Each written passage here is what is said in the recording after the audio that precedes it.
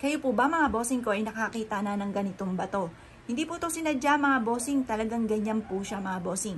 Alam niyo po ba ang tawag sa ganitong bato? Ang tawag sa ganitong bato mga bossing ko ay wishing stone. Yung mix po mga bossing ko, ito pong buhay na bato mga bossing, dati maliit lang ito. Kung ito po na-video ko na ito dati, maliit lang siya. Makikita niyo yung batong ito mga bossing ko, gaganto lang siya. Parang 1/4 lang po siya nito mga bossing. Ngayon po mga bossing, malaki na siya. Mix po yung buhay na bato sa puti. Yan po ang tawag po dito sa batong ganito ay wishing stone. Ito po mga bossing ko ay nagmula sa kalikasan. Ako ay sobrang natuwa nung ito ay nakita ko mga bossing. Yan po yan, hindi siya sinadyang ganyan, pero ganyan talaga yung itsura ng batong ito. Kapag nakakita ka ng ganito wishing stone, kaagad mo itong kukunin. Ito po ay may kakayahan na ipagkaloob sa inyo ang inyong mga ninanais. Kaya ang tawag sa kanya ay wishing stone. Pwede kang mag-wish sa kanya ng lahat ng gusto ninyo.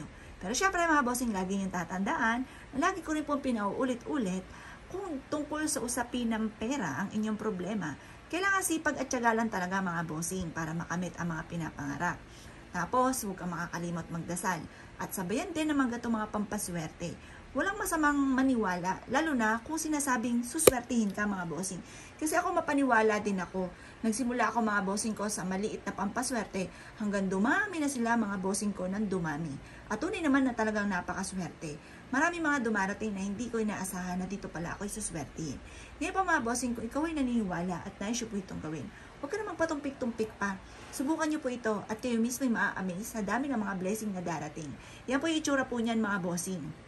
Ito, makukuha mo ito sa mga batuhan or kaya sa mga ilog, yung mga ganyan mga bossing, sa mga bababato. Ngayon, sa dagat, iba naman mga bossing ko, yung wishing stone po doon. Ito pa mga bossing ko ay makakatulong upang sa ganon, kung ano man yung laging wini-wish natin, di ba? Maganda yung laging salitain natin ng mga magaganda. Yun po yun. Mag-wish ka na mag-wish dito, magtatawag ka na magtatawag ng swerte para makamit ang mga pinapangarap at matutupad naman po yan mga bossing.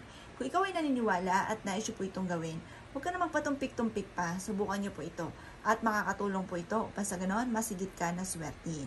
Ngayon pa mga bossing, basta positive ka lamang. Kapag nakapulot ka ng ganito, ilagay ka agad sa inyo pong bulsa. Ako po may sikreto mga bossing. Alam niyo po ba, sa bawat lugar na aking pinupuntahan, ako po ay naghahanap ng bato na pwede kong makuha at maiuwi sa aming tahanan. Yan po ay isa sa mga sikreto. Kasi sabi po nila, lalo na ang mga mayayaman lugar, mga bossing, mga mayayaman lugar, or kaya sa mga kalikasan, basta magpapaalam ka, tabi-tabi po, pwede pong pahingi ng isang bato. Yung mga ganon. Magpapaalam ka sa kalikasan.